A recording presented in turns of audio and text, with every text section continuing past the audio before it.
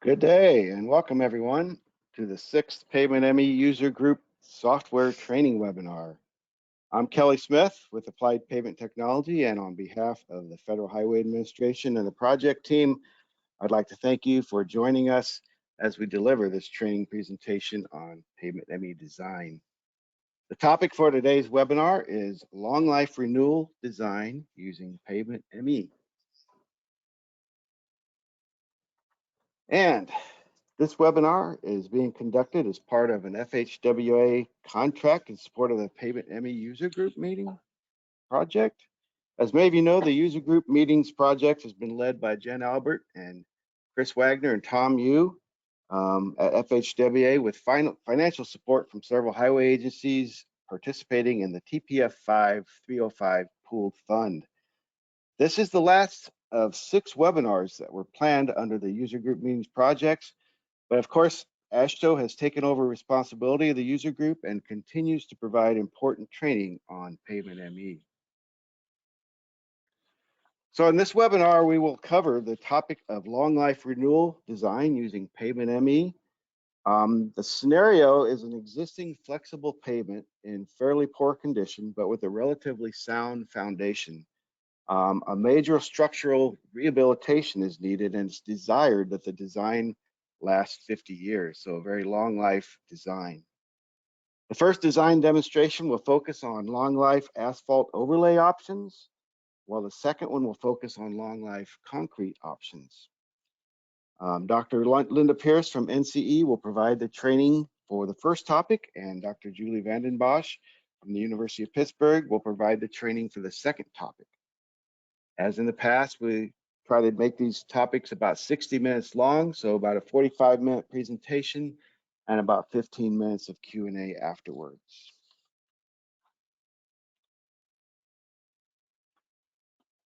So before we get started, I just wanted to quickly go through some of the GoToWebinar housekeeping items. As we've done in the past, the audio input lines are being muted and the webinar is being recorded.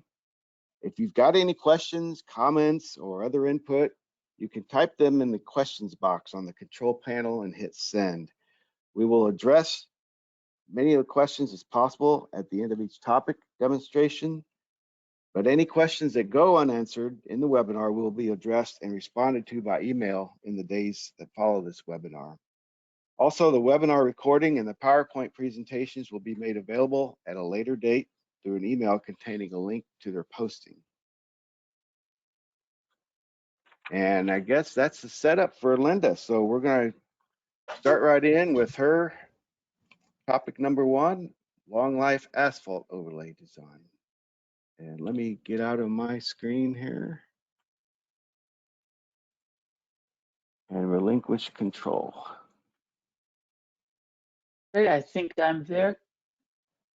I think I've got it, Kelly. You can see my screen. You are there. All right, well, good day, everyone. So what I wanted to do first, let me turn off my video now that you see me. It helps speed up my internet a little bit. So what I wanted to do first was talk about perpetual pavement, and this is obviously, we know it's been around for quite some time. NAPA has published a number of publications. This is the manual practice they have here, but I know they recently did a synthesis of practice. So there's a lot of information if you want to know more about perpetual pavement, and as we know, it's about making sure we're getting quality in every aspect of that pavement, from the foundation to the surface layer.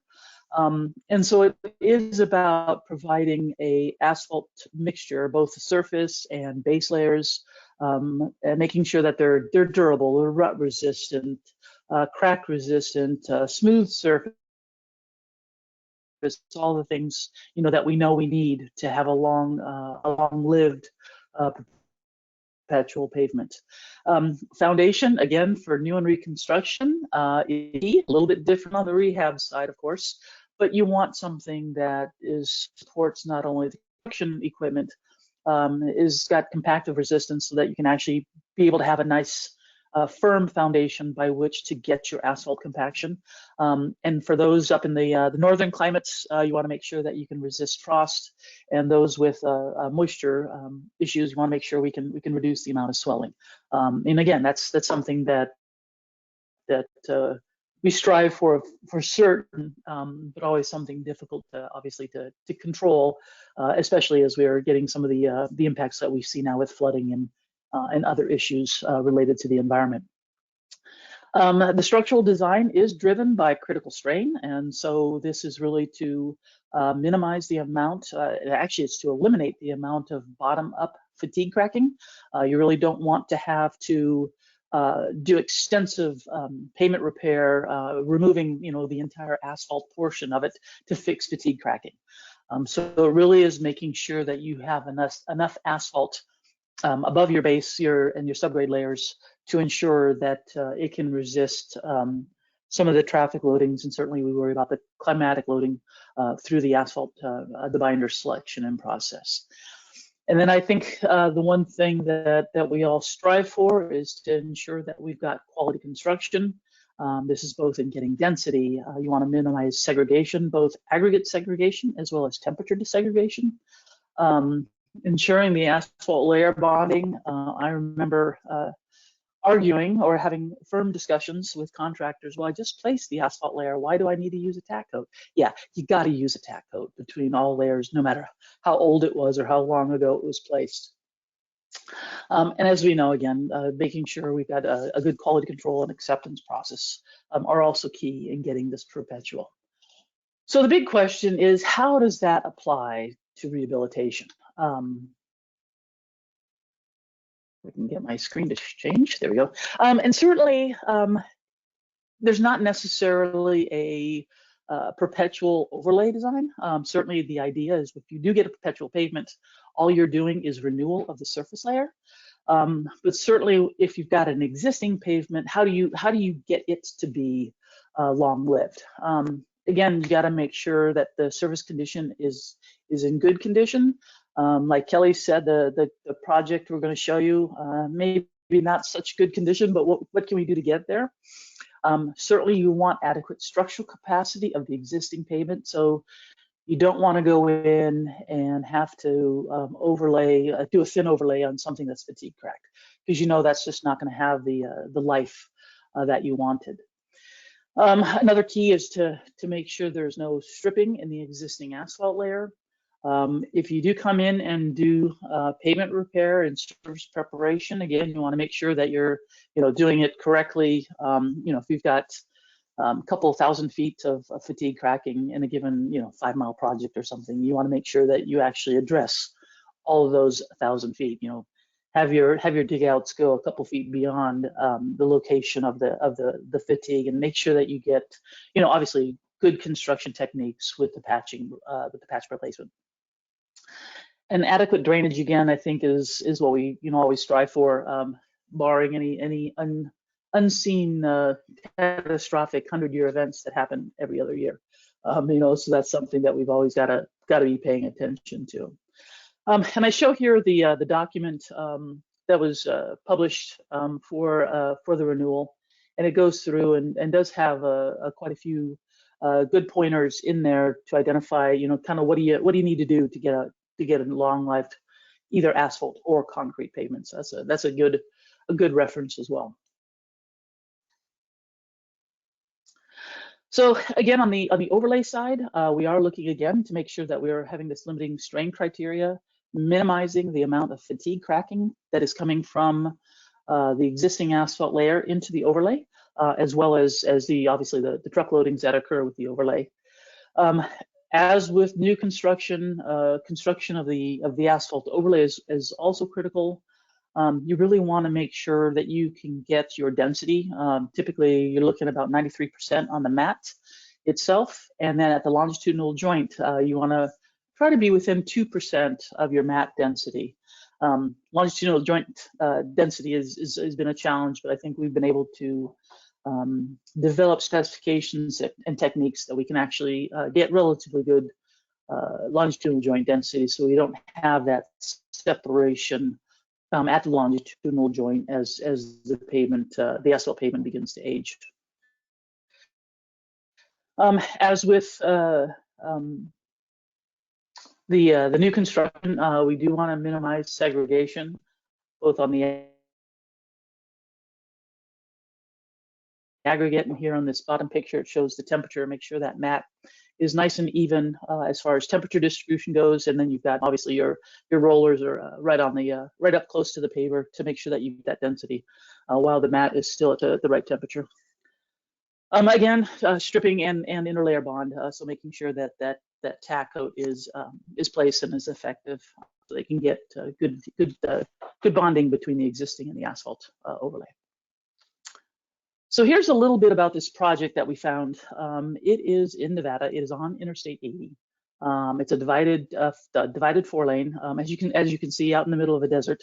The traffic, the average annual daily truck traffic is about 4,300, and that's two-way. As you can see, there's not a lot of traffic on the roadway, but that is about 50% or so of the total traffic is trucks. So it is a through state interstate going from California on to the east. It is in the vicinity of Battle Mountain, which if you know Nevada, it's kind of on the map there. You can see it's a little bit east of Winnemucca, and before you get to Elko. Now the existing pavement was included as part of the LTPP program, and so it was back in 1995. Was constructed with 4.3 inches of asphalt over 11.7 inches of granular base. And as part of Nevada, they actually go down and do some lime stabilization or lime treatment, I should say, of the subgrade soil. But I just decided to, hey, let's make this a little bit simpler and just call it a granular base over the existing silty sand subgrade. So I think the process that we're going to go through is just going to show you just the granular base and not the lime treated subgrade. The existing, and so this so again, like I said, it was put into service at LTP in 1995. First measurement was in 1996, and it was taken out of service in 2004. So we are going to, both myself and Julie are going to show you a design that uses this time frame of 95 to 2004, and then we're going to project our 50-year design from 2004 onward. So it's kind of a little awkward, since we know the Pavement ME certainly didn't come around in 2004, but we're kind of just using this as a demo. So bear with us on some of the dates not being obviously not being constructed in 2023. But if you would, it's like I said, it's really just to demonstrate the process more so than get down to the nitty-gritties of the process, or of the details of the data. All right, so on this project, we'll just take a look at the progression of distress. Looks like it did pretty well with no distress for the first couple of years, which again, I think we all expect that. But after 9 years of service, it actually had some about 7% fatigue cracking, which is the square box there. The amount of patching was actually pretty high with 59%. Again, remember, this is a 500-foot section, so that's even within that 500-foot, 59 59 square feet of patching is actually a pretty good number. Quite a bit of patching in the wheel paths for sure. Transverse cracking, as you expect out in the middle of the desert in Nevada, in northern Nevada, there is going to be transverse cracking, and that showed with about 658 feet of transverse cracking.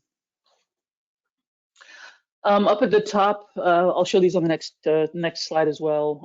In 1999, they actually did patching, and you can see where the amount of patching actually increased from 99 measurement to the 2000 measurement. So that's good to see. And then we also had a slight rise again in the amount of patching in 2002 when a second treatment was applied. This one included some crack sealing along with the patching. On the top graph shows the IRI, actually relatively smooth. Then about 2002 or so, it actually kicked up, and this is certainly the impact of the amount of transverse cracking, probably a little bit on the patching and fatigue crack development as well. That kind of shot that IRI up quite a bit by 2004. Rutting, the lower graph is actually not bad after a little bit of progression between 1996 and 1999, but from 1999 to 2004, the rutting really didn't change significantly. Probably more just measurement variation than anything else there. So nothing too extreme. There was obviously with the LTP program was deflection testing. Here's the details, really every 50 feet. I am quite fond of the area value. I like it as a deflection basin parameter. It's something that I've used when I was with the Washington State DOT, so I feel really comfortable with it. But certainly there are other deflection parameters that are available that certainly, again, it's not part of Pavement ME, but I think it does help you to understand kind of what's happening with the pavement. If you take a look at center deflection, some type of parameter, it really helps kind of define what you're looking at.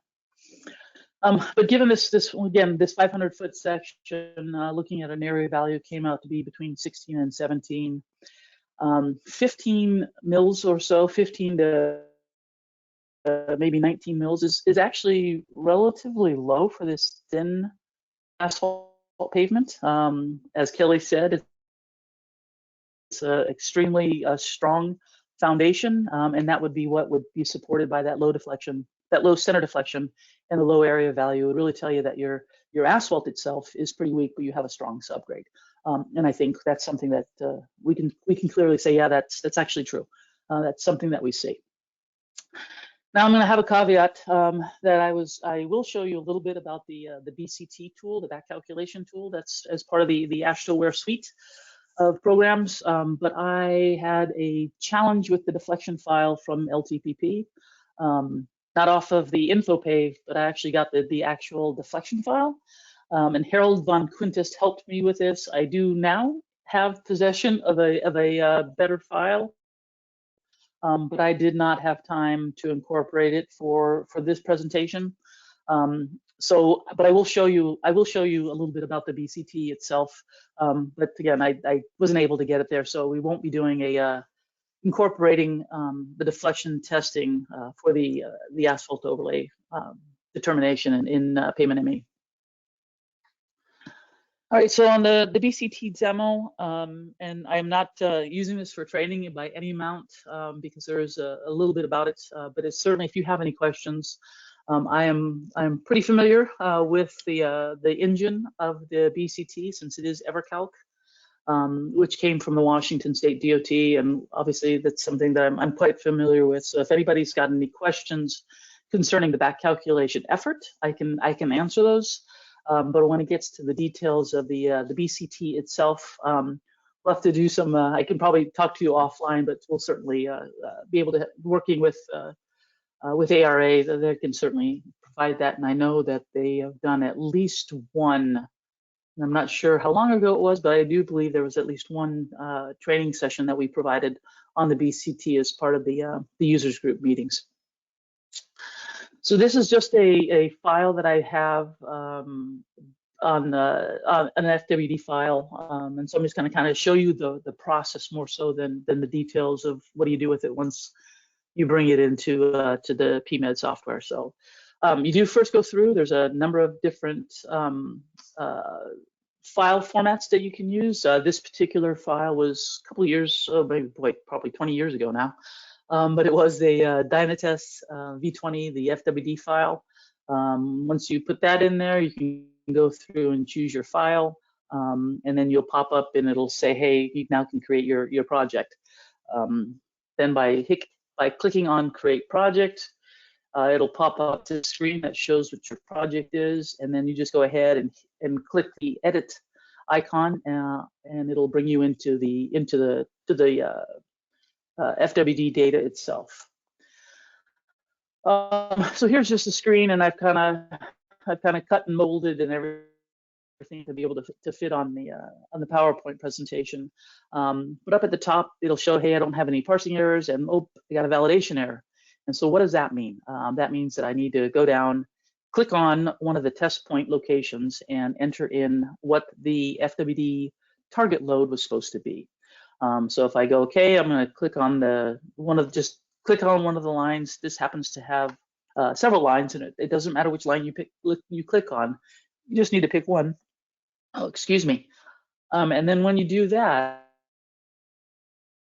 it'll pop up your screen showing your loads, your deflections at each of the sensors that you're using.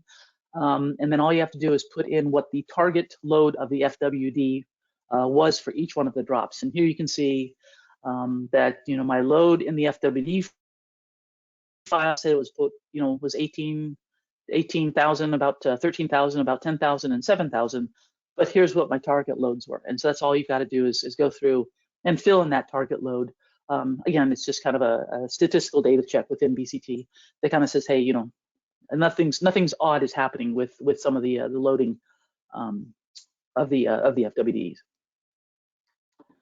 All right, then when you go through, and now I've brought in a little sidebar from the BCT, so you can kind of show the progression of where you are in the process. And so that first couple of screens I showed you was the FWD data. So now the sensor locations.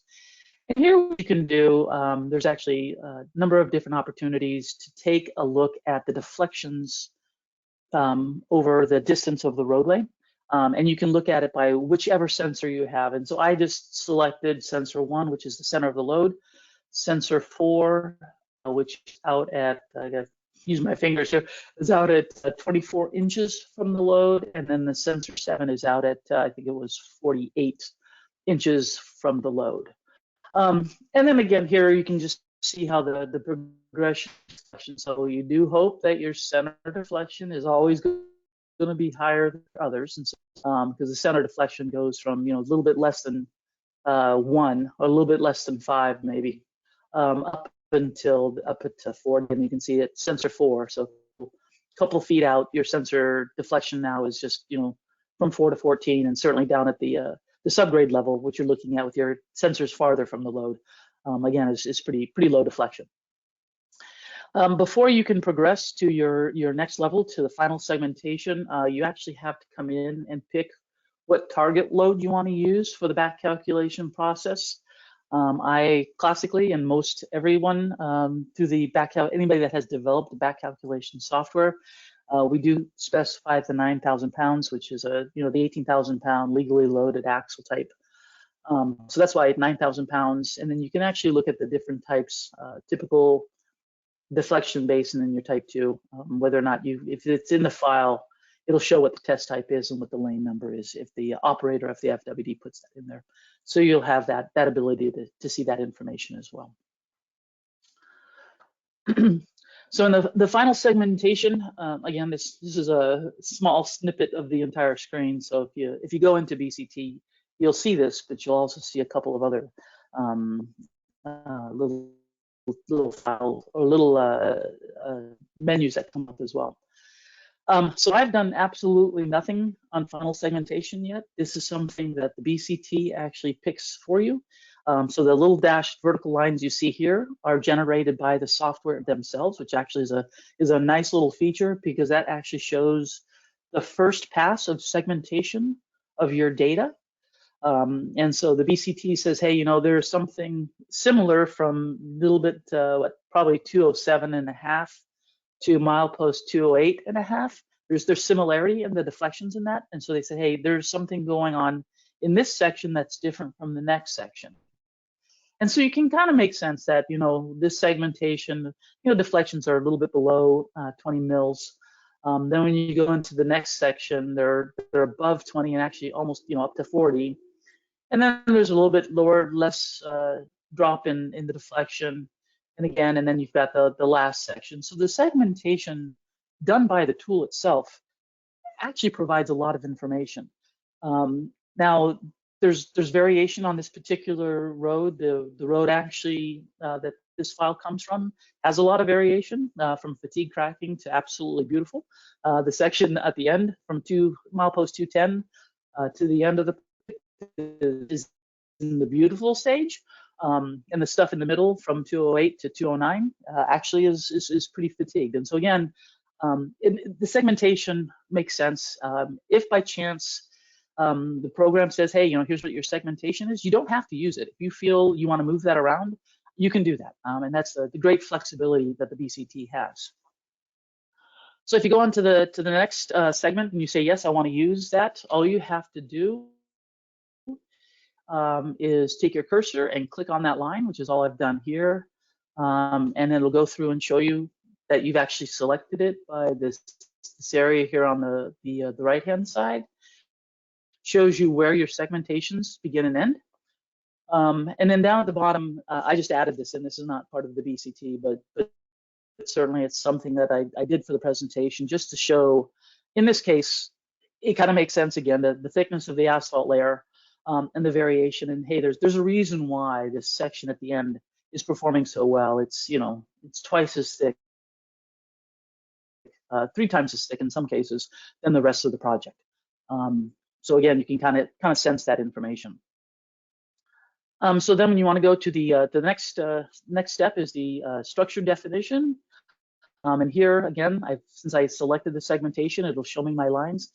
And then all you need to do is click on one of the sections, and the BCT will pop up where you put in your layer information. And so the key is, again, you can pick your number of layers. You go from 3 to 5. You can use a stiff layer. Oops, sorry about that. Then all you do is these, again, are drop down boxes for the layer type. So for this particular section, it was an asphalt with 4.9 inches. The granular base was almost 12.5 inches. And it is a subgrade is fine grade. And so that's where you can put that information. And then if you want to, these values here for Poissons, for minimum, maximum, and mean seed moduli are all default values from BCT, and I didn't change a thing. They all seem pretty reasonable, and I just went ahead and said, yep, that's good for me. You can also go through if you want and fix the layer, and what that means is in the back calculation process, if you fix the layer, the modulus does not change. And again, for the details of this, you can reach out and I can tell you how that whole process works. There's a bunch of information online, but really it's just the fitting of the deflection basin. But I will tell you that fixing a layer, you may increase your root mean square error, or you may impact the modulus determination of the other layers. So you there's no exact strict guideline of do this and you'll get this. So sometimes you do have to play a little bit with the BCT and the back calculation effort to see the impacts of making fixed layers and what it does to that process. So once you've got all your, once you put your information in, and I did this all the time, you've got to hit apply, and then you've got to go back. If you have multiple sections, you've got to go back and do the rest of your sections because it won't show up that you need to back calculate until you've put all your layer information in.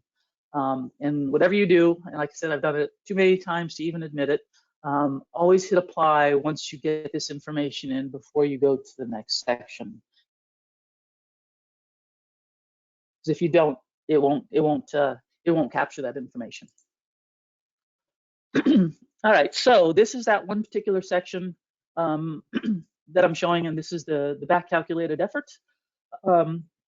Here, before you hit the back calculation button, you can actually select the deflections that you want to use. I just went ahead and typically I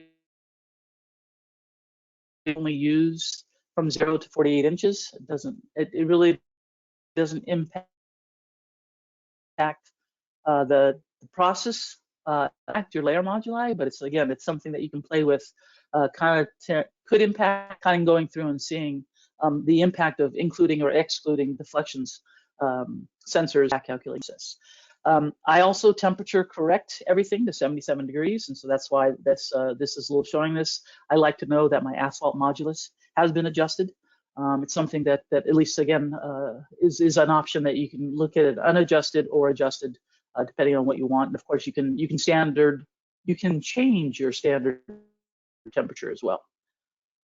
Then there's a little box on the side here that says, hey, I can look at my AC layer, or if I just want to look at my base or my subgrade, just kind of unclick those boxes to show you that.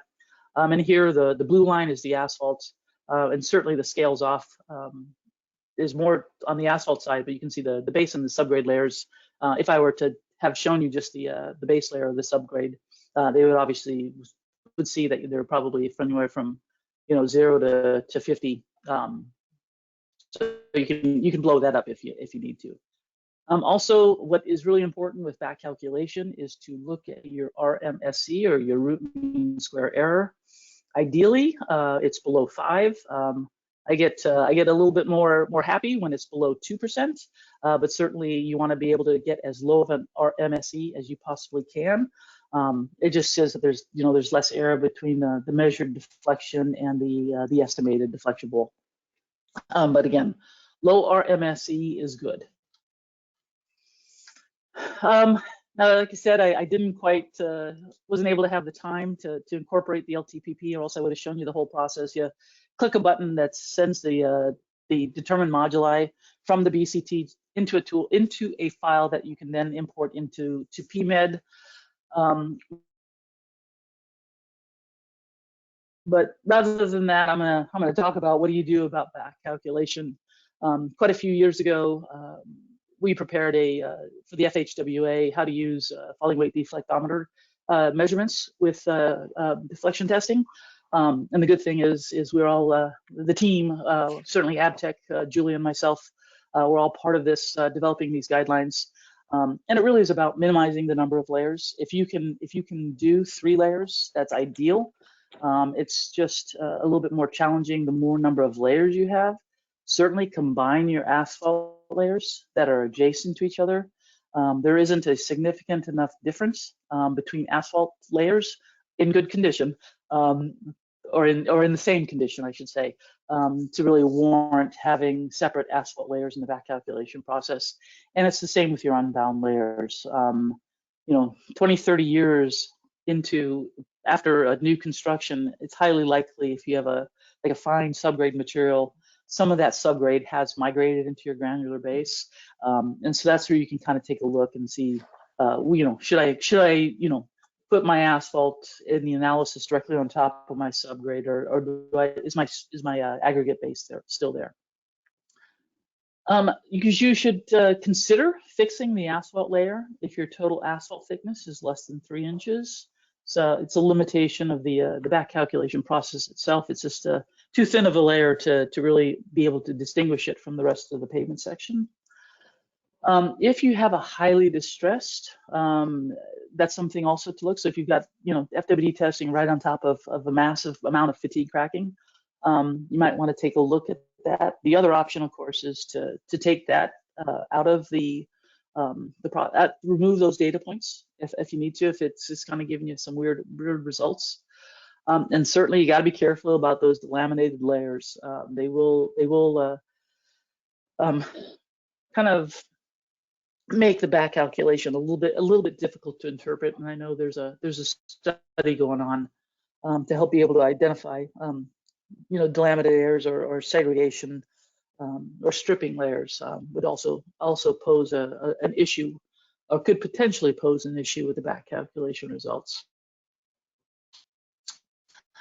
Now we're going to get a little bit into looking at deflection testing. You really need to not let it get too hot, not let it get too cold, type of thing. Below 90 degrees is what most would recommend. Whether or not you have a stiff layer is important, and usually within 10 feet. The same with a saturated layer. A high water table can impact or can look like a stiff layer in the back calculation process. So it's kind of good to know, and it's difficult because that would require a boring. But if you happen to know that you have a stiff layer or a saturated layer, That type of information you can obviously use without having to do a boring, but the more information you know, certainly the better. And probably there's a number of assumptions in the back calculation process. Certainly one of them is that the layer stiffness decreases with your asphalt layer is the stiffest, your subgrade is the weakest. And if not, if that's not the case, and oftentimes it's not, you need to want to go through and check your root mean square error, and do the moduli make sense? And if they don't, then go ahead and you probably want to start looking at fixing the asphalt layer modulus for reasonableness. All right, now let's go back to the Nevada project. So certainly there was yeah. Linda, can I interrupt for just a minute? We did have a couple questions on the back calculation. Would you like to tackle those right now? Okay. Oh. One. It seems like sure. I'm sorry about that, Kelly. I get on a roll. No problem. You were rolling right along. Sorry to stop you. There was a couple questions regarding the stiff layer and kind of what that specifically represents or means. Can you give a little more description on what that is? What it means to be a stiff layer? Yeah. So a stiff layer, at least in this context, is bedrock. Or if there's a shale layer, or there's some type of geotechnical type of a thing happening. So I know, again, it's just the presence of bedrock or something that's, let's put it this way, the modulus would be, well above a million, if it represents something that's stiff, and that's not an asphalt layer down there. It's actually something that's naturally occurring. Okay, great. That help? Yeah, and then there was one other question. Does the BCT work with metric units? They ask, we were unable to unload FWD file F20 format. So I wonder if you could respond on that one. Yes, the BCT, if your data, FWD data, was collected in SI units, then yes, it can analyze it in SI units in the BCT. And Kelly, I probably skipped right over the poll questions. Did you want to do those? We could save those to the end. You were quite on a roll here, so I didn't want to interrupt. But one thing I did want to mention, there was a couple of people noticed that maybe the couple of slides were truncated at the bottom a little bit. Is that something you can adjust on your end? Probably not. Okay, well, we'll just caveat that for everybody that there may be another slide or two that gets partially truncated. So I'll let you roll on. Thank you. Okay, thanks, Kelly. Okay, on the rehab level, so let's take a look at level 2. And in level 2, correlation based with the modulus, the characteristics of materials, as well as the condition data. And so this is just a table taken out from the manual of practice that kind of shows that it breaks it down to adequate, marginal, and inadequate based on the facility and the presence of fatigue cracking and transverse cracking. And you can kind of see, again, those are just some of the variables, the variation that they have for the amount of distress and how that's incorporated into adjusting the modulus of the layers. There is a level 3, and this is going to be modulus is now based on a structural rating. There's a table, and that's the table shown on the right here from the manual of practice that talks about the condition being adequate, marginal, and inadequate again. The general condition from excellent to very poor, and then kind of off on the right-hand side of that column, it talks about your rehabilitation options and how to do that. There also is an environmental rating, and that environmental rating is the amount of transverse cracking. And again, it is from excellent to very poor, going from no transverse cracking to having 1,000 feet per mile or more. However, there's a thing that we do want to stress, that if you have condition data, don't use level 3. You can use level 2. And we know that state DOTs have excessive amounts of pavement condition data. And so if you don't have FWD and you can't do level 1, that's fine, but don't use level 3. Go ahead and stick with level 2.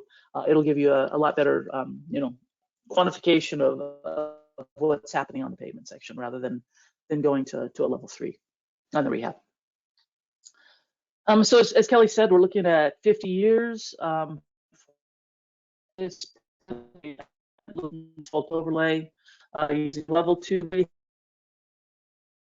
rehab, and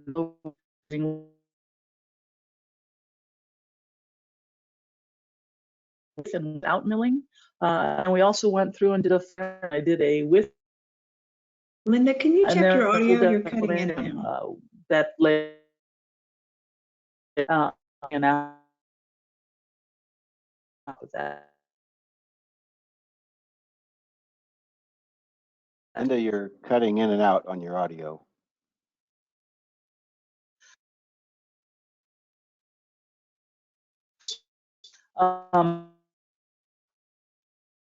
For all the input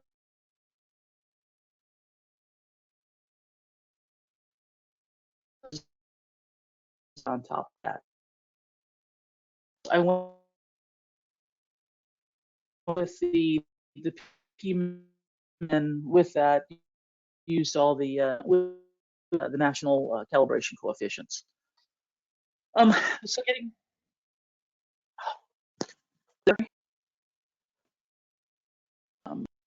no, can you hear me? You're cutting in and out, Linda.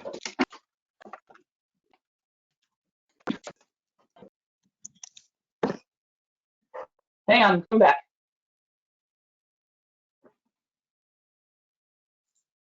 Sorry for the audio difficulties, folks.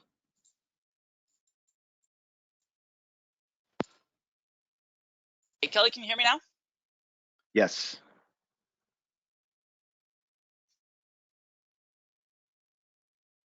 Oh my gosh. Okay. Whew. That's a scramble. All right. It's a good thing you have multiple headphones. All right, let me get here. Okay. So in PMED, looking at general information. So we're going to take a look at doing a first overlay. We're going to do asphalt over asphalt with the 50-year life. And then again, as I noted before, we're looking at original construction is 95. And then overlay construction was June of 2004 with it happening, opening of traffic in July of 2004. Looking at the performance criteria, again, I just used the default values, and I will mention Julie is going to be looking at 95% reliability on the concrete side, and I only looked at 90, and so there is going to be a slight difference. Certainly if you want to compare asphalt to concrete type of thing. So we'll just keep in mind, I'm at 90% and Julie went ahead and did 95%. The two-way traffic, we put in as the 4310 for the total trucks. It's 2 lanes, it's 50% design trucks in the design direction, and then 95% in the design lane, and the speed is about 75 miles per hour. The climate, Kelly, Julie, and I were talking about this before we came on, and the climate portion of volume of version 3 is fantastic, because really all you do is open up that map and move your cursor to highlight the area you want, and then it pops up these little the little red flags from the database, and then you just pick a couple and say that's what I want to use, and away you go. So knowing that we're just a little bit east of Winnemucca, I just picked a couple of locations from the data set, and pushing the button, you now turn those red to blue, and you can see the yellow pin is where my project is at. And so that's the slick part of the retrieving the climate data. It is just so much easier based on previous versions. Kudos to the software team on that one. Now we're looking at developing your pavement section, and so you go through and identify certainly what your existing structure is. So here we're looking at 4.3 inches of our asphalt layer, 11.7 of our non-stabilized aggregate layer, and then the subgrade layer. Then you can also slide it in, and we're going to take a look at a 4-inch overlay. So that's also something you add. And then looking at the rehab side, as I noted, we're going to go ahead with the level 2. This particular showcase I'm showing now is going to be with the non-milled alternative. And then here you need to have your fatigue cracking and your transverse cracking. And here you can see I'm using 15%, while back in 2004 it showed that it was 7%. But the team here, so myself, Julian, and Kelly, we kind of said, you know what, there's a lot of patching on that road in that 500-foot section. So let's just, just for the heck and to show you the impact of that, we're just going to go ahead and increase that to 15%. Again, just to account for the fact that maybe some of that patching didn't hit all of the areas that they intended. Then put in the 658 feet per mile of transverse cracking, and then certainly I put in the little thin, the little low amount of rutting that was occurring on this section. And then again, I'm not going to go through all the screens to get us there, but just pop into the results. And so here's the results that we get for the 4-inch overlay, no milling. The IRI actually reaches the criteria, the specified reliability at about year 25. Total rut depth, there's nothing there. And this is looking, if you went into the output file, the amount of rutting in the asphalt layer is close to nothing. So they are saying there's predicting a little bit more of the rutting, but certainly less than a ½ inch after 50 years. So really insignificant amount of rutting. The AC total bottom up and reflective fatigue cracking actually reaches the criteria at specified reliability at about year 30.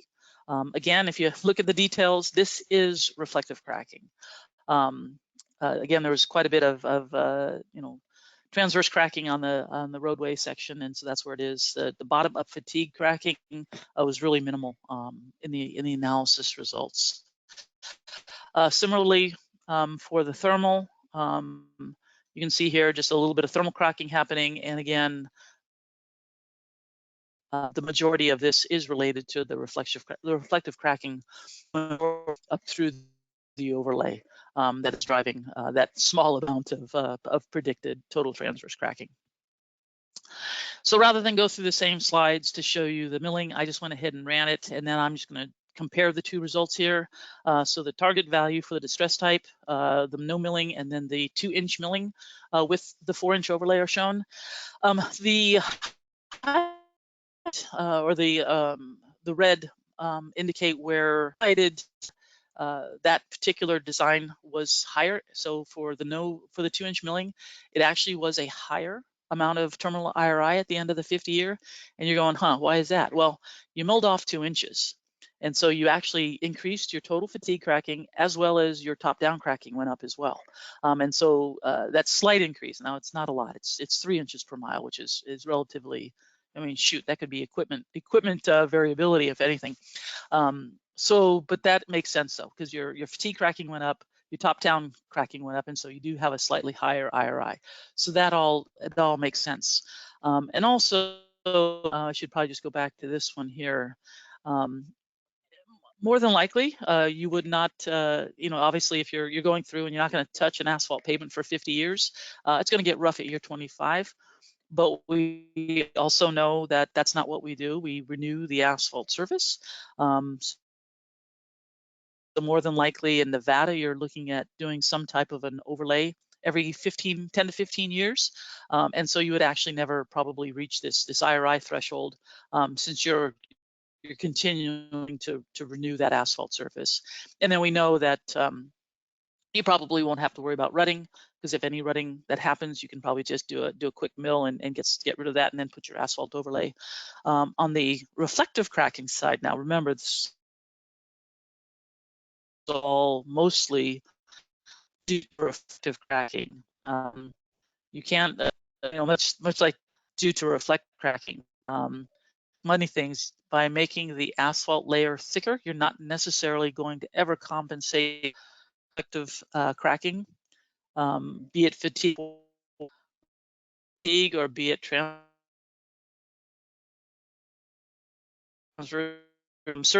cracking. Certainly, if you want to put 8, 9, 10 inches down, maybe, but certainly that's not going to be economical. Other things that will need to happen to combat reflective cracking, depending on where you serious fatigue cracking and cupping issues and everything, that maybe it's a little bit more aggressive on what they do.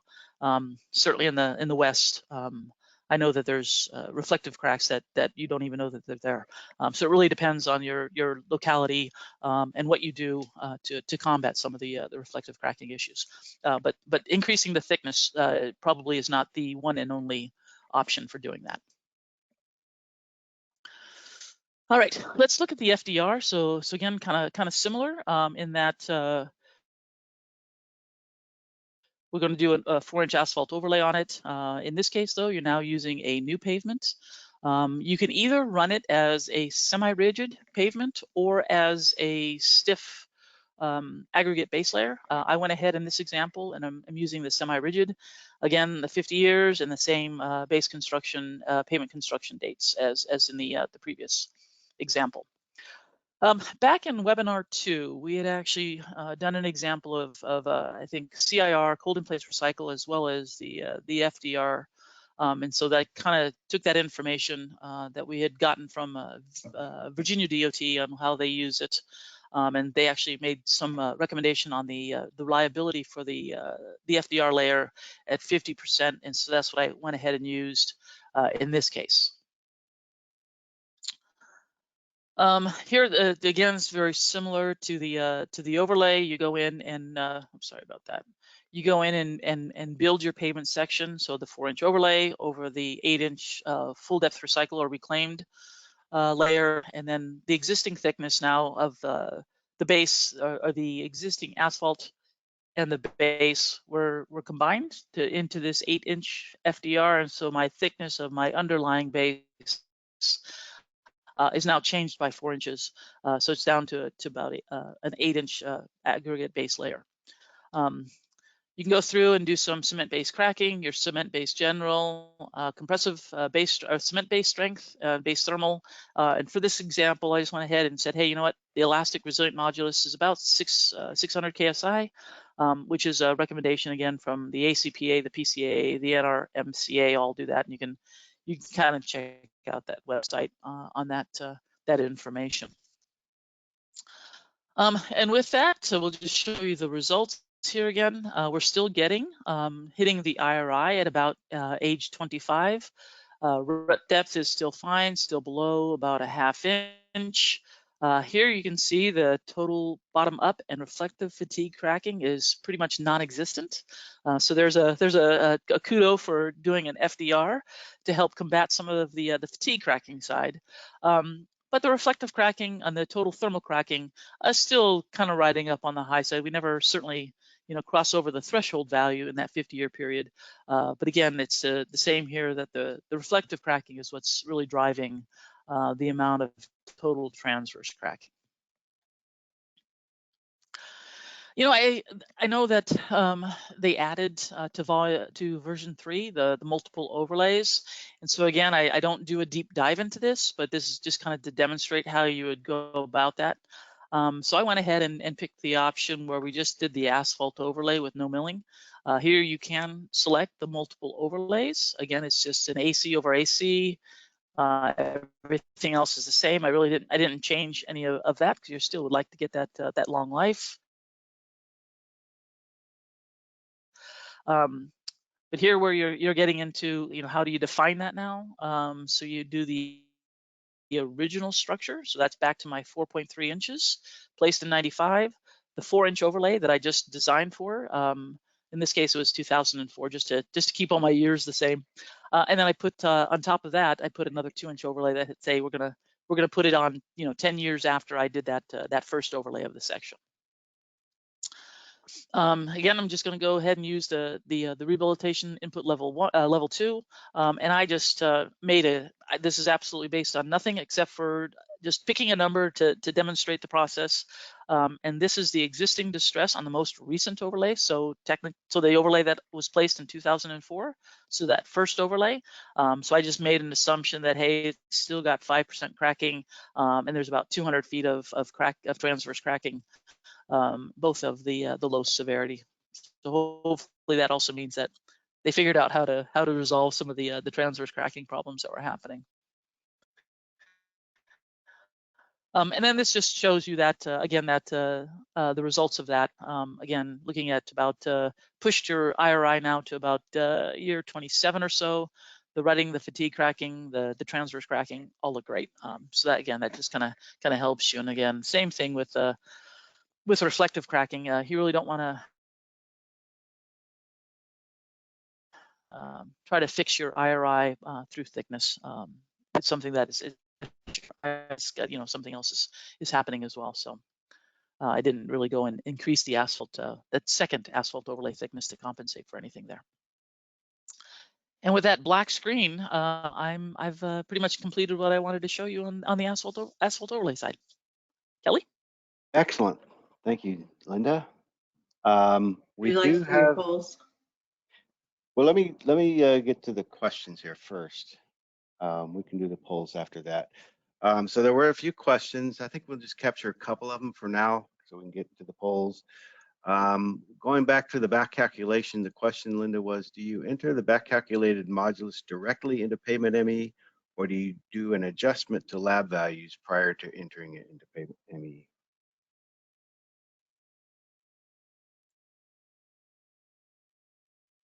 So that's this. So if you were to go through from the BCT to PMED, it's an automatic, and so there is a I do believe there is adjustment within PMED from field to a lab corrected. And I don't know if one of the if Harold or anybody is online that can confirm that, but I do believe there is a correction to the asphalt layer, to the layer moduli.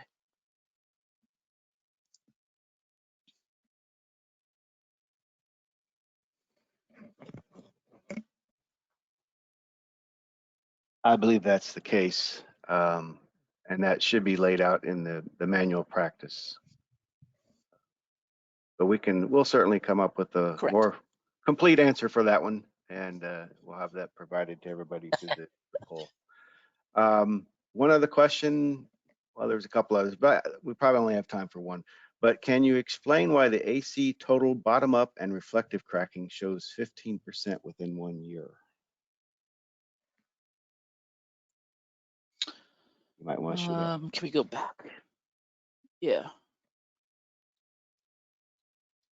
Why can't I go up? So that was on the, I'm not sure which one that was for, Kelly. That might have been like the first set of designs. Yeah. Yeah. So could you do the question again, Kelly? Can you explain why the AC total bottom up and reflective cracking shows 15% within 1 year? So it's got that big jump within that first year. Yeah, that big jump. Again, I think this is a function of, oh boy, I'd have to go back 20 years, 25 years to figure out or remember through the development of NCHRP 137A and how that happened, because the jump does happen. But I can't, again, I'm losing my memory on exactly why that is. And so if we could defer that, and we'll circle around and find the response to that, and be able to post that. Yep, that'll work. Okay, there was a couple other questions, but again, we'll move on here, and we'll have responses to all the questions and provide that to the group after the webinar. Let's go ahead. Rosemary, can you pull up the first set of poll questions? So this is just kind of asking, what your guys' experience with pavement renewal designs is. So especially with the long life asphalt or concrete overlay. We'll do the first one focused on asphalt overlays with a long life. So the question is, how many renewal designs have you or your agency performed in the past 5 years that use a long life asphalt overlay? So 4 options there. Just wanted to get a feel for what the use or experience has been amongst the different agencies. We'll give that a few seconds for people to respond.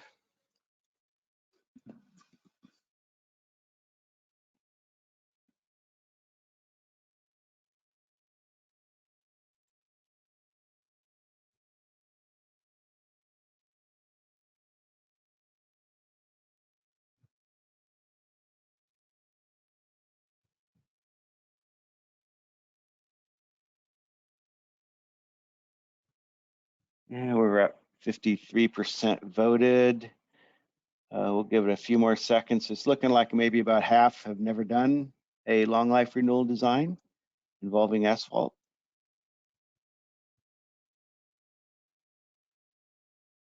And that's numbers kind of sticking. So Rosemary, why don't you go ahead and show that real quickly, just kind of see what we experienced. Oh. So yeah, about 50% have never done a long life asphalt overlay design. We've got a quarter of the group have done more than 5, and about another quarter have done anywhere from 1 to 5. So interesting results. How about number 2, poll question 2, Rosemary? So if your agency performs renewal designs involving long life asphalt overlay, what design life is used? So typically, long life is kind of considered to be 40 to 50 years. Maybe some agencies think it look at a longer life than 50, but we got 4 different options here to choose from, and we'll give that a few seconds to register.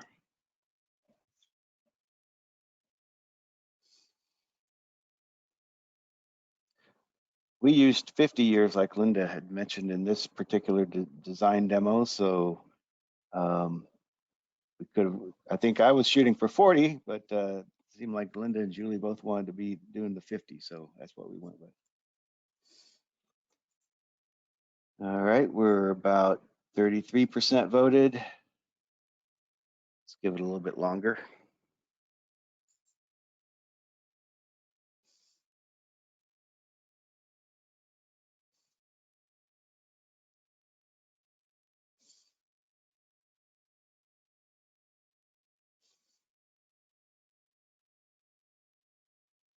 Give it a few more seconds here.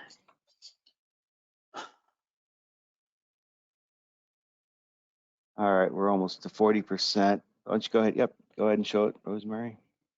So it looks like 40 or 45 years is, it's split between 40 and 50, 50 to 55. So that's very interesting. Nobody doing 60 years or more. All right, and then the final poll question regarding long life asphalt overlays. If your agency performs renewal designs involving long life asphalt overlay, what design method is used? So we're looking back to the empirical AASHTO 93, AASHTO PMEUG, or some other ME-based design method, or another empirical-based design method, or just by agency knowledge and expertise.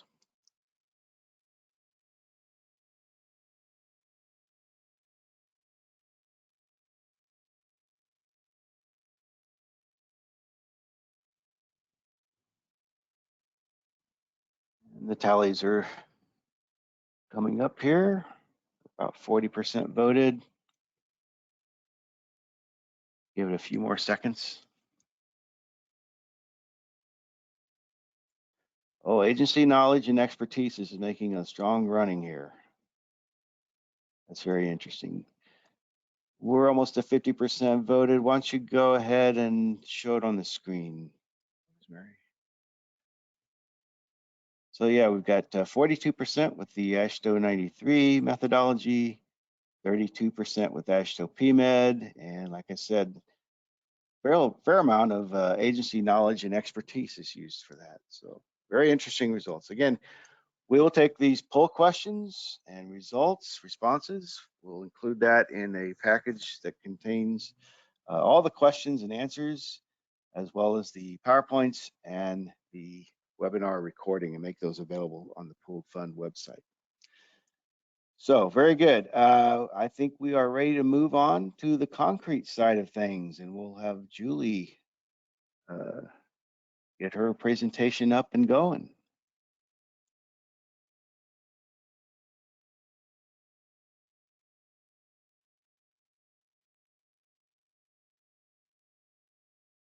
All right, thank you, Kelly. Yep, Hear you're me? good to go. Yep. Okay, awesome, thanks. So good afternoon, everybody. Where Linda did the asphalt option for the particular roadway that was selected, I'll be working on the concrete option for a long life design. I'd like to acknowledge the team, of course, Kelly Smith, Linda Pierce, as well as Jen and Tom from FHWA. But also would like to acknowledge Dr. Mark Snyder for some of the slides that he contributed on the long life concrete pavements. So just with respect to the concrete side, I wanted to define specifically what is referred to when we're looking at long life. And this is typically 40 years plus. As Linda had mentioned, the goal for these particular sections we're designing are 50 years. And the idea is that we want no premature failures or material related distresses, reduced potential for cracking, faulting, spalling, etc. But also maintain the ride and surface texture characteristics with minimal maintenance rehabilitation. So the idea is to design it and build it right and stay out of there as long as possible. These pavement structures, the long life pavements have been coming up more frequently with the agencies. I think a lot of it is just the demand to get in there and get something constructed and to be able to stay out of there for a long period of time, knowing that we don't have a lot of resources for, financially to do upgrades and improvements and maintenance and rehab throughout the life. Also the reduction in traffic delays every time you get out to do an intervention. Traffic delays occur, especially on these higher volume roadways. And now that the traffic is rebounded, if you will, from COVID, that's becoming a concern again. Also, safety is a huge issue every time you're out there putting the workers in harm's way when you have an intervention, especially when you're doing maintenance and rehab, when you're trying to do it around live traffic. Also, with the less tolerance, I guess, for the traffic delays by the traveling public. A lot of the work is being pushed into the evenings and the nighttime, which again just increases the concerns for safety of the workers, both the workers providing QA/QC as well as the contractors themselves doing the job. And of course, sustainability is a big issue, becoming more and more prominent and more in the front of our minds. And with being able to go in there and construct these pavements and not have to have a lot of interventions, then that makes it a much more sustainable option. So because of these reasons, it seems like there's more of an appetite on the agency side to do longer life pavements. And this is part of what I took from Mark Snyder. I like his concept here.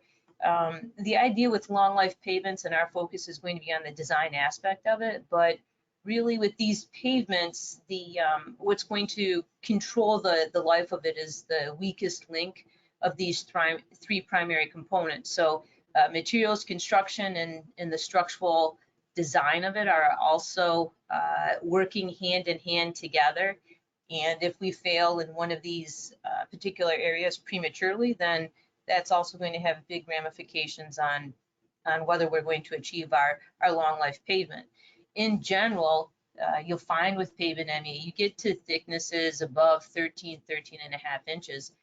You can't get enough loads on there to fill that pavement in fatigue. And it makes sense too. If you drive around, how many pavements, concrete pavements do you see that are failing due to fatigue cracking that have 15-foot panels?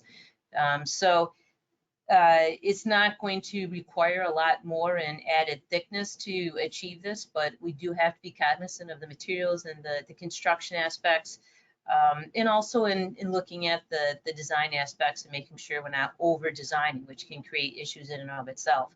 So within this discussion this afternoon, we're going to talk a little bit about the focus will be on the design, but how these materials and the materials that we might select, that they could be incorporated into the design process. So with the structural aspect, the designing the thickness and using Pavement ME, and it was interesting in the last poll, and what actually people are using for design. Now, if we look at the AASHTO 93 guide, and that's of course based on data from the AASHTO road test, and so you might have had 1 or 2 million easels on that road, and you're trying to base, a 50-year design life, which is, for example, in this, you'll have 60 to 80 million easels. So you're really extrapolating a long ways out for the concrete side, especially when you look at the data used for developing the equations in the 93 guide. Very little damage was imposed on the concrete sections, so you might have dropped from a serviceability of 4 to 4.2, and you're trying to then go blindly and see where that would fail at a terminal serviceability of 3 or 2 or 2.5. So huge extrapolations because of, you are limited to 2 years of loading.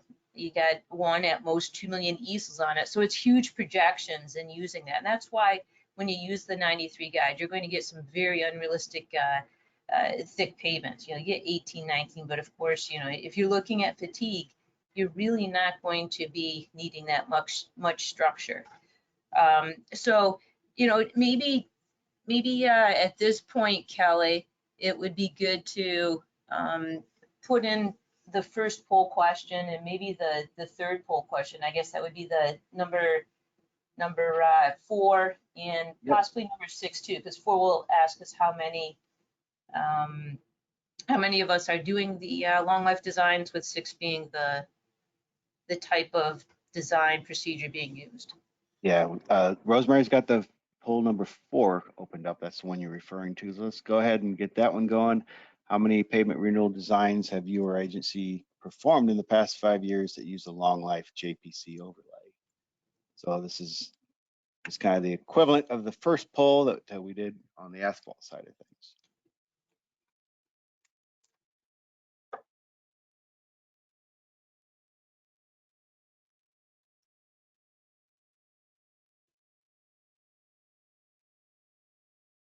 And the voting is strong and early. Okay. And it's looking like option 1 with 0 is very strong. Around 70%, Julie.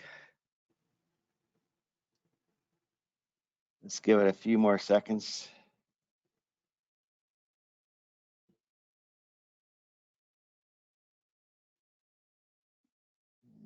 Approaching 60%. So Rosemary, go ahead and let's see those results real quick. Yeah, so right around 70% with well, I guess I don't need to go any further with this presentation. No, you're here to present the vision, right? Do we want to do poll question number 6 now to see what people are using of those yeah. 30? Yeah, let's do that. Rosemary's got it up. So again, we're looking at the design method, at least for the long life JPC overlay.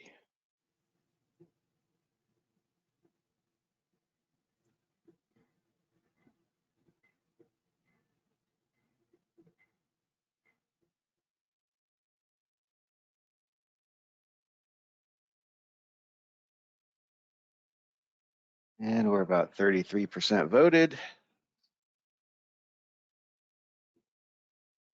it a little bit more here.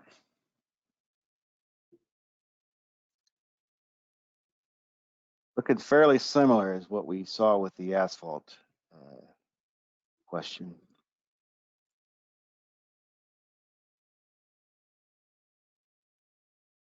All right, why don't you go ahead and show the results, Rosemary? So again, the AASHTO 93, 41%, AASHTO PMEUG 33%, and a fairly strong showing again from the agency knowledge and expertise area. So we'll save poll question number 5 for whenever you want it, Julie. All right, sounds good. Well, that's pretty interesting results. I guess I would have thought that if you're going to do a long life design, you probably would have tended to do concrete over asphalt, but it doesn't seem to be the case. Okay, so why don't we continue on with respect to using Pavement ME for these long life design pavements. And with that, if you go into the manual of practice, table 12-12, it gives you some guidance on how you should perform this design. So we'll refer back to this as we go through the design process. But if you look at the 3.0 version, the inputs for that, so you're going to select the first overlay rehab, and with that, it's going to be concrete over asphalt. With this, I did use a 95% level of reliability, thinking that maybe you might want a little bit more if you were going to shoot for a long life design, and the default is 90%. So that was adjusted and will be a little bit different with respect to the asphalt alternative that was presented earlier by Linda. So with this, we have the concrete on top. The dowel diameter, you'll see we played with it a little bit. So you would think that this would be a relatively thin structure, and hence you'd probably use a 1 1/4 inch diameter dowel typically. But you'll see why we looked at things a little bit differently. The sealant, preformed sealant was selected, and again, when you're looking at a long life pavement, that's not really going to have a huge role in the predicted performance. In general, I don't use IRI when I'm designing the concrete pavement structure. I just go based on the cracking and the faulting criteria. The reason is that the IRI is just a derivative of the other 2 predicted distresses, and you know, that model, even though it was recalibrated, I think we could do a little bit to improve the prediction of the IRI. So I always focus on the cracking and the faulting. So the preformed and the type of sealant will affect spalling, which affects the IRI. But at the same time, this is another point when you might want to consider your materials, so your construction materials. And I know, you know, if you're going to get out there and you want 50 years and you're going to be extending the life out to that first maintenance, so you really don't want to be going in and resealing, then you might want to think of a longer performing sealant in your pavement structure. I know PennDOT, one of the local districts, is currently considering that as they extend the life of their pavements out. With traffic, this was the same traffic that Linda has presented. And one of the things that I like about the traffic charts is if you click on that and you scroll all the way to the bottom, it gives you the cumulative easels. And I know easels is kind of an aquatic, you know, kind of an old term that there's some, you know, push to move away from. It looked like a lot of people are still using the 93 guide, so that's obviously a comfortable parameter for them. I also think that it's a parameter that gives you an idea. So you can have the number of trucks as well, but I think depending on the vehicle distribution classification, your easels will be quite a bit different because different assumptions are gone into those truck types. So I like easel still. It still gives me a number that you know, I can convert back and forth with the different design procedures. So with this, it's 75 million easels, and that would be, of course, concrete easels. The next thing we're going to do, so we have the general information, we have performance criteria, traffic, the climate, I'm going to skip over because Linda has already presented that, so we'll jump on past that. That's the exact same as she presented for that particular site location. And then we get to the structure. So with the structure, we're going to get into information regarding the concrete mixture. And this is where, you know, if we're looking at materials and the amount of the concrete that we're going to use, we want to make sure that we have sufficient durability throughout the life.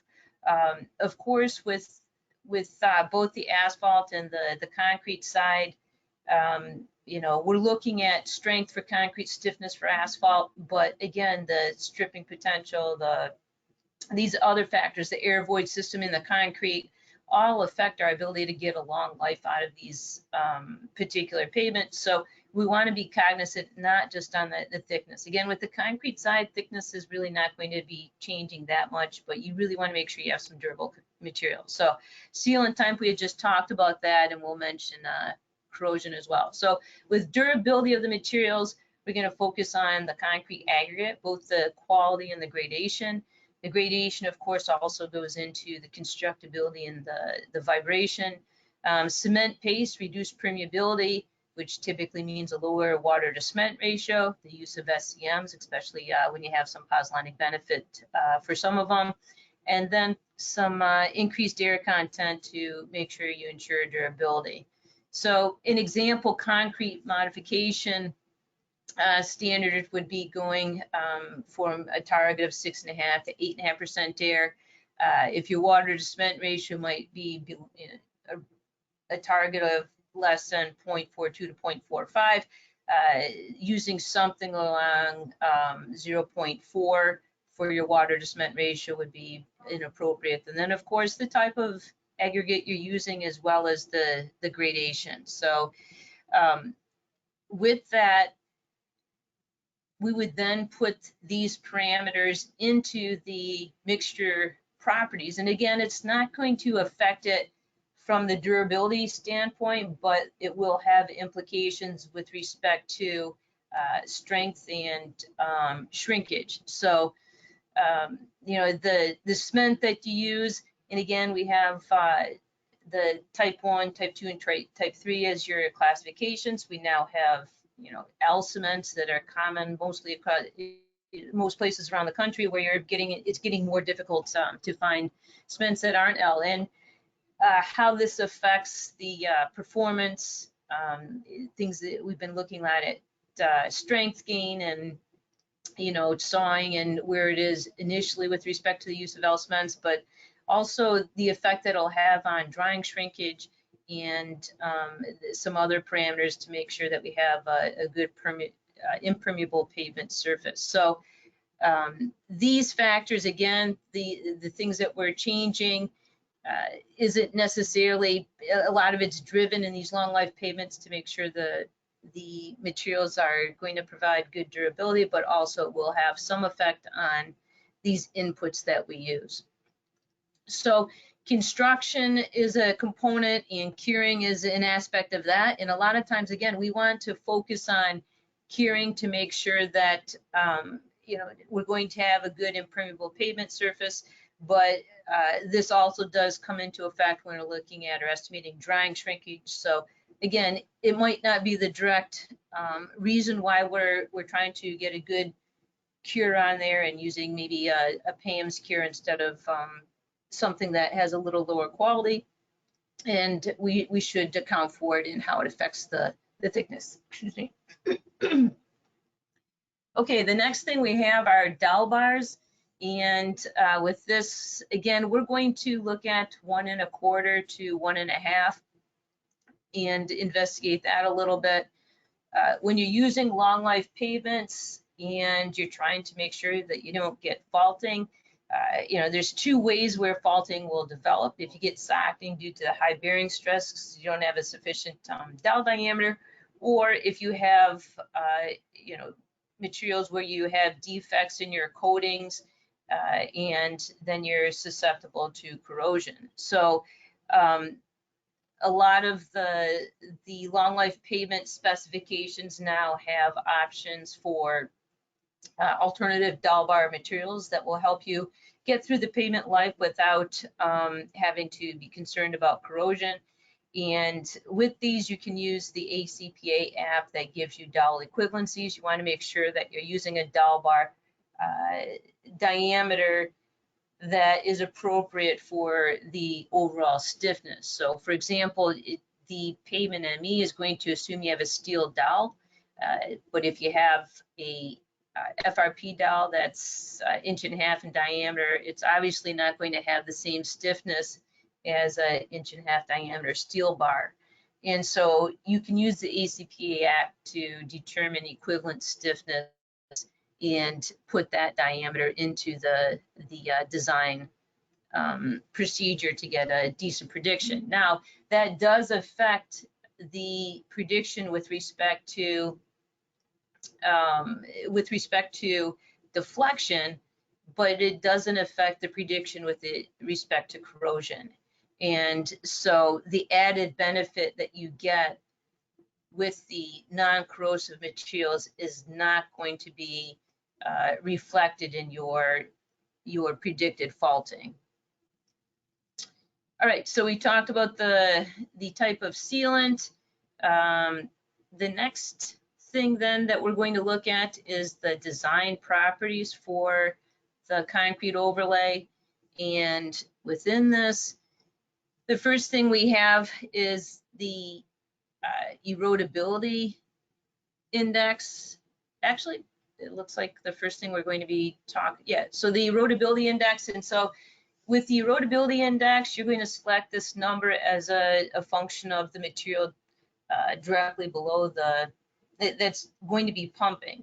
You know, in essence, if you have a concrete pavement or an asphalt pavement that you're placing this on top of, you would think that you would have a pretty erosion resistant material. So you might want to consider that a 1.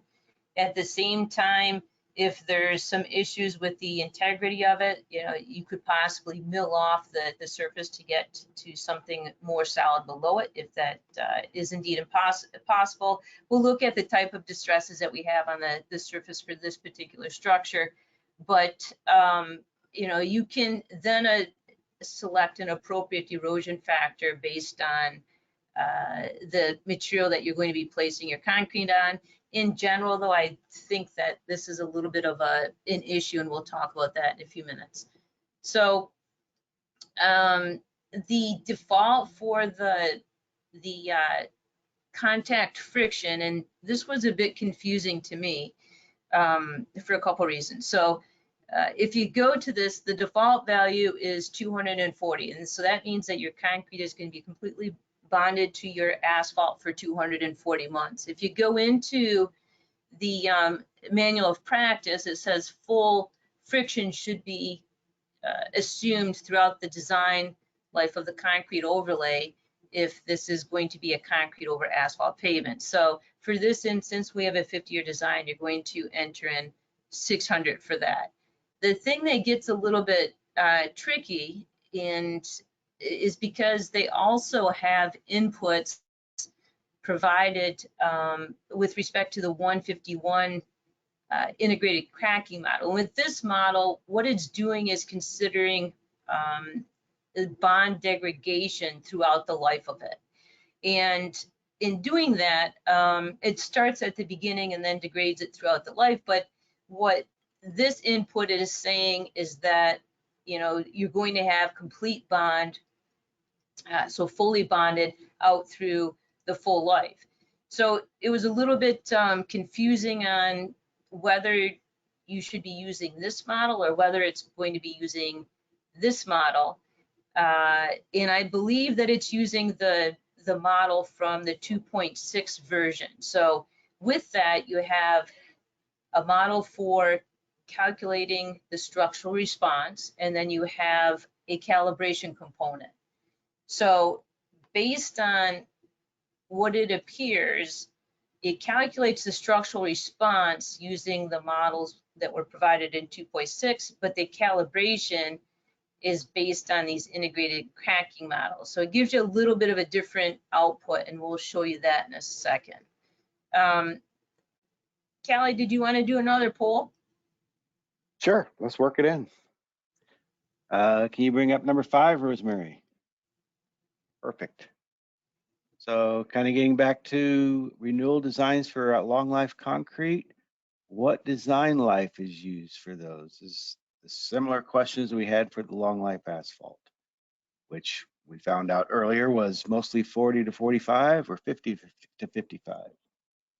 So we'll see how it shakes out on the concrete side.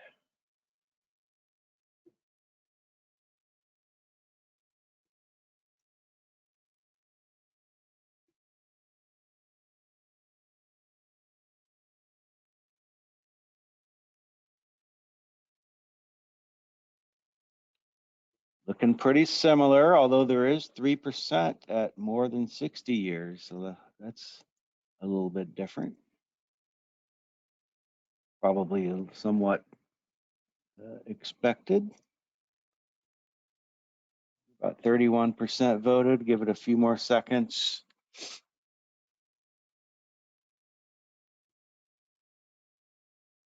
All right, Rosemary, looks like we've kind of petered out here. So again, 40 or 45 years, 58% of you have used that design life. 50 to 55 years, 39%. And there's that 3% that are using more than 60 years. Very interesting results. That help you, Julie? All right, thank you.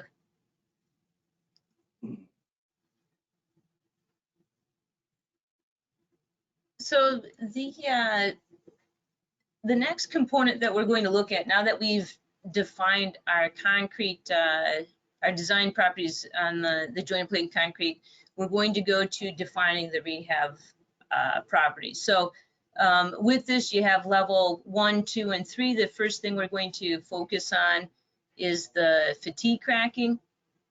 So in the manual of practice, it says a condition of the flexible pavement can be rated as in those categories. And then based on table 1210, there will be some conversions from those ratings to what that would mean with respect to the amount of fatigue cracking. And what happens is that you establish your resilient modulus, and then you're going to adjust that for the amount of fatigue cracking. So if you go to table 1210 of the manual practice, then what you'll find is that the bottom row here, where you have the flexible pavement, and if you have less than 5% fatigue cracking in the asphalt pavement, that's excellent. And then you can see how it goes progressively down from there. So what it's going to do then is adjust that asphalt stiffness based on the observed cracking. And this is a typical illustration of how it does it. So you have your alligator cracking on the y-axis, and this could be either a defined alligator cracking, or if you get a general qualitative manner, it links a range to that qualitative manner. So you take the percent alligator cracking or fatigue cracking, and with that you can correlate that to a damage value. That damage value is then used to determine the reduction factor for the stiffness of the asphalt, and this is a typical relationship used for that. So the fatigue cracking is used to adjust the stiffness of the asphalt. And again, when you're looking at a concrete pavement, and this asphalt layer was only 4 inches thick, had a pretty stiff structure beneath that. And so the amount of contribution you get into stress reduction from this asphalt layer is minimal. And so it's not going to be quite sensitive to the stiffness reduction that you get. But I was a bit confused with this, and I'm not quite sure how it works. If you look at rehab input level 1, you get low, medium, high. I'm not sure how that correlates to an adjustment factor. If you look at rehab level 2, though, you can enter your percent fatigue cracking in directly. And again, once you enter in your percent fatigue cracking, then it can go up from your percent fatigue cracking to the damage factor, and then from the damage factor up to your asphalt stiffness reduction factor.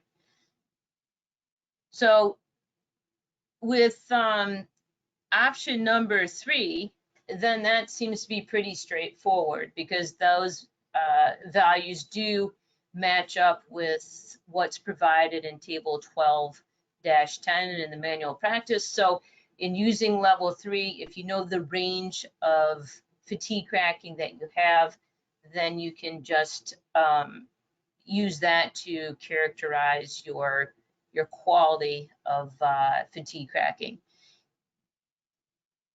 So there's also this environmental rating, which correlates to the thermal cracking, and that's not really going to affect your thickness.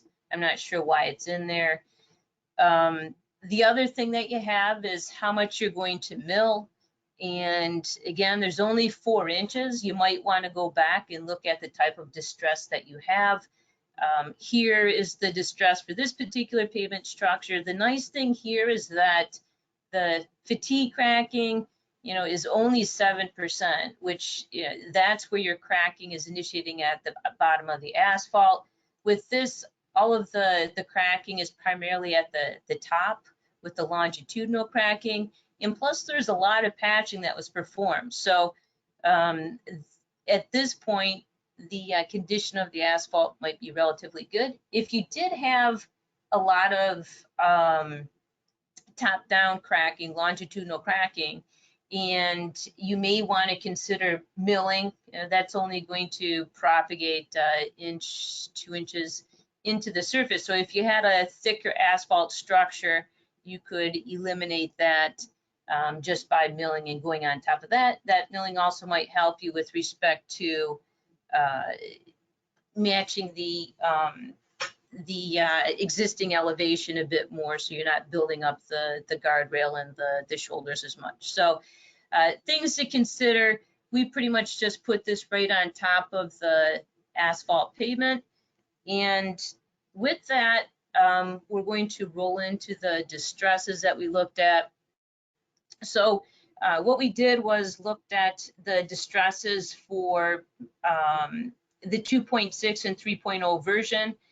Again, it's a little bit interesting in how this works. So with the 2.6 version, it treats the asphalt, the concrete overlay, in the same manner that you'd have a concrete overlay over an asphalt base. With the 3.0 version, it's a little bit different because it appears, based on the outputs and how it worked, that the asphalt, the concrete overlay over an asphalt pavement is calculating stresses based on the old model, since it did have a length that you had to define for the bond between the concrete and the asphalt. So since you're defining that specifically, it's a binary adjustment. So either you have full bond or zero bond, which again assumes that it's going to the 2.6 version. So you would think these would be similar, but the only thing is that the calibration coefficients for the 2.6 were based on that model, where the calibration coefficients for the 3.0, they probably also considered the new friction model that was developed by Dr. Kazanovich under 151. So what's the end result? Well, if you do a thickness design, you have 8 inches of concrete using the version 2.6 and 8.5 using version 3.0. And I said using the thickness design, that's not considering faulting. So that's just saying how thick does this concrete pavement have to be just to carry the load. And of course, with Pavement ME, the fatigue cracking and the faulting are all integrated into the thickness. So we'll see in a second why that becomes problematic. The one thing that I was surprised that it's this thick, as you saw in Linda's, for the same pavement section. And again, the only difference was a reliability of 90 versus 95. She had half the thickness of the asphalt for the same 50 years. So 4 inches of asphalt, it's predicting it'll get you out 50 years. And then for this, it's 8 inches of concrete. So it is what it is, but it does make me pause. So the other thing that we were looking at was that erosion index, and that erodibility goes into how easily it is to get the fines underneath the slab to migrate and mobilize to create faulting. So of course with faulting, it's a function of your load transfer efficiency and the free fines that you have below, which is tied to the erosion index. It's also tied to, of course, the availability of moisture, and we don't really account for that in the design process in Pavement ME. So if you added drains when you did the overlay, that might be beneficial, but we're not able to quantify it at this point in time. So in looking at the erosion index, and again, the thickness doesn't really matter because unfortunately, since the thickness is designed to both faulting and slab cracking, the faulting drives the thickness. So it just gets it thicker and thicker because it's trying to eliminate faulting through increasing pavement thickness. And we all know that that's not how you do that. You eliminate faulting, again, by either using a larger dowel bar to make sure that you're getting good load transfer efficiency, getting rid of the water, or stabilizing the fine. So with this, we looked at increasing the dowel diameter, and the thickness then again was 9 inches. It was driven, of course, by the faulting. And if this is an 8.5, typically if it's a 10-inch slab or less, then we're not going to be using a 1.5-inch dowel. We're probably going to use a 1 1/4. So with the 1 1/4, again, we couldn't get it to fail, or we couldn't get it to survive the faulting criteria. Again, I wonder a little bit when the unbonded overlay design procedure was developed, the faulting criteria, the model itself was rearranged, and I think it might be a little bit robust, and it's not linking thickness to faulting as much. So there's some things that were adjusted in the model that I think make it a little bit more reliable. So, if you're going to use 1 1/4-inch diameter long life dowel bars, I think you're going to be plenty fine, even though it doesn't, it's not reflected here in the design process. So if you considered this asphalt pavement, this existing asphalt pavement, not, instead of having an existing asphalt pavement and overlaying it with a concrete, let's just say that we use the same pavement, but we used it as a base layer and then put that in the design process. So in Pavement 3.0, like I had mentioned before, it incorporates the 1-51 friction models into the design process for a new pavement, but it doesn't appear that it does completely for the overlay. So you would expect this would be similar. If anything, you would expect that the overlay, since it's the same concrete structure on top of the new pavement or the asphalt pavement as opposed to a new asphalt layer, you would think that the thickness would need to be a little bit more than if it was just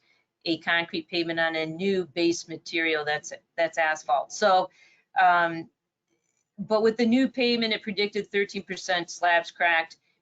This design did achieve the design expectation, so it didn't fail in faulting, but faulting did drive the thickness. So if you remember with the overlay, only 8.5 inches was needed to perform sufficiently based on fatigue cracking. But the additional thickness is what the design procedure uses to adjust for the faulting.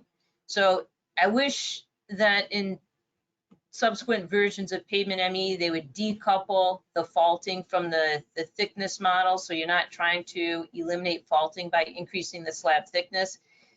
Because I think you have to be really careful as a designer and kind of make sure you're knowing what's driving it, and not making these excessively thick pavement structures because we're trying to eliminate faulting. So that's all that I had, Kelly.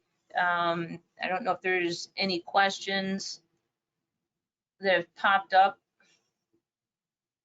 I am not seeing any questions, but I'm going to put it to the audience to submit some questions. Let's get some discussions going.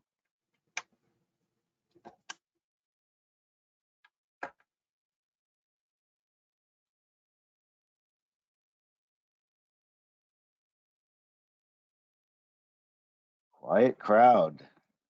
I think you just kind of dazzled them too much, Julie, and so they're trying to get their head together, trying to come up with a question. Yeah, well, if they're not constructing long life concrete pavements, there probably aren't a lot of questions, I guess. That may be part of it. We'll give it a couple more seconds, see if anything comes up. I guess in the meantime, I can just kind of talk about the remaining activities under our current Pavement ME user group meetings contract.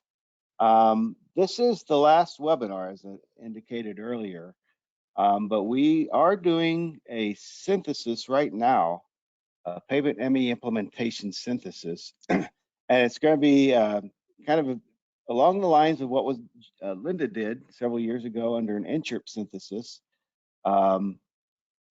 That we will use information from a detailed literature review, a survey that AASHTO is getting ready to, or if not already started to distribute to states and provinces, as well as some interviews with selected agencies. So the idea is to gather information on where agencies are with their implementation and one of the challenges and successes they've had, somewhat similar to the roadmap workshop that we had and the roadmap report that we put together, but it'll have very detailed information on the status and the progress that's been made over the years, and also some good recommendations, suggestions, practices, suggested practices, things that agencies who are in the process of implementing can grab onto and use to help them get across the finish line with respect to implementing Pavement ME. There is a question that popped up. Oh, it's too bad, Julie. It looks like it's on the asphalt side. Linda, are you still around? Hopefully. I'm here, Kelly. All right. Well, the question is regarding the first presentation, does AC rehab option comprise the user-defined LTE assignment option for existing fatigue cracking in the existing asphalt layer?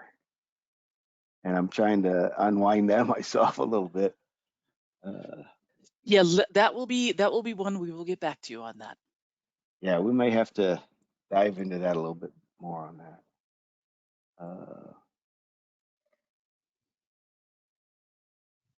Okay, here's one for Julie. Have any long life pavement renewal studies been done using precast concrete pavement systems? There you go, Julie. Sure, they have been done. That would be a good question for Mark. But I'm sure they have been done, and that seems like an appropriate approach too. I mean, that's a good point. A lot of times these long life concrete pavements are put in places where there's a lot of congestion and you need to get in and out really quickly, and precast is a good solution for that. So I know that they have been done, but I couldn't tell you where. Okay. Well, we can certainly look into that a little bit more and come up with maybe a little more complete response on that. Let's see what else we got. There's a comment that long life pavements are high risk. So personally, I feel like the design component actually matters much less than the other variables: materials, construction, climate, traffic changes, other components, other conditions. But still see the value of these pavements, but it's very hard to control for all these different issues. And that's very understandable because you're looking so far out in the future.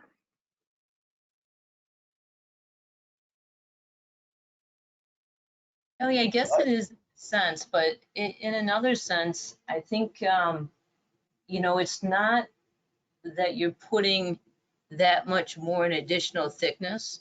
You're just using materials that will give you the life that you desire. So, you know, I'm not quite sure that that's not a good thing to do anyways, you know? I mean, it does come at a cost sometimes, but there's probably a lot of times where we can, I almost wonder if long life pavements just makes us focus more on things that we should be doing anyways. Right. And I guess another component to this, another aspect is the foundation. So, you know, Pavement ME is just kind of looking at the stiffness, the strength of the foundation layers in terms of resilient modulus. But, you know, there's things that go on in the foundation, the unbound layers, the subgrade, whether it's contamination of fines into the aggregate base layers, or maybe some disintegration of the base layers that could ultimately have an effect on the overlying structure over time. And I don't know that that's fully captured in the Pavement ME design process, but I think that's something that's going to be a very strong topic looked at in the coming years, is the foundation and the durability of the foundation. Yeah, I think you're right in that, Kelly, and I think that's why this was probably a good example that Linda selected for this particular one, because the foundation, they did do a great job in constructing that. So, you know, there was a good foundation to build a long life pavement on top of it. And maybe that's also why you can attribute a quite thin asphalt pavement, because it's could potentially be reflected more, that stiff foundation that you're having for an asphalt pavement as opposed to a concrete pavement.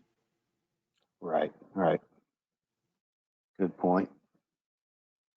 Not seeing any more questions, so I think we'll just halt it there and wind it up. Again, like I said, we're working on the synthesis right now. It'll have a lot of good information. I think the timeline is for a completed document and ready for availability next summer. So we'll be working heavily on that in the coming months. So I guess with that, I think we're done. I'd just like to thank everybody for attending the webinar. If you've got any questions, just certainly reach out to the project team, Linda, Julie, myself, and or Tom and Jen at FHWA. And I'd just like to thank everybody. Thank the presenters, Julie and Linda, for a good job on the topics. And also thank Jen and Tom for the opportunity to put these webinars on for FHWA and the user group. So with that, let's call it quits. We'll talk to you all later. See you all later in the future. Thank you.